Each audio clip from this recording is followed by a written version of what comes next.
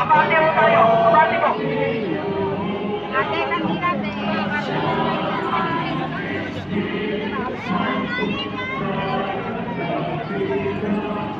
Tibig, tibig. Tibig ka. Tibig, tibig.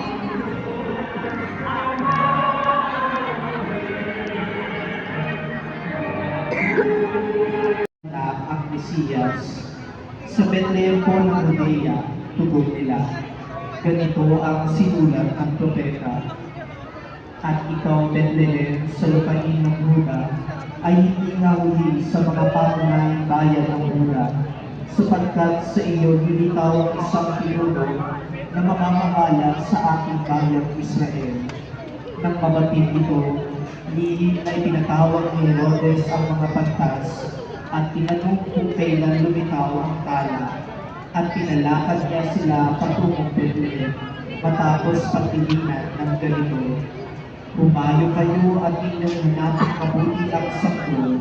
Kapag inyong natagpuan, ibalita agad ninyo sa akin upang ako ay makasamba sa kanya. At lumakad na ang mga bantas. Muli silang pinangunahan ng talang nakita nila sa silangan hanggang sa sumapit ito sa tapat ng kinaroroonan ng baka. Gayon na lamang ang galak ng mga pantas nang makita ang tala. Pagpasok sa bahay, nakita nila ang bata sa piling ng kanyang inang si Maria.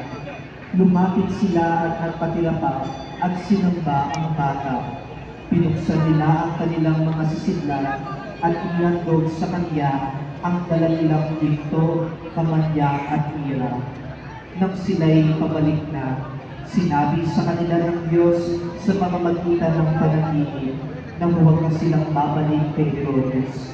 Kaya nag-iba na sila ng daan pauwi.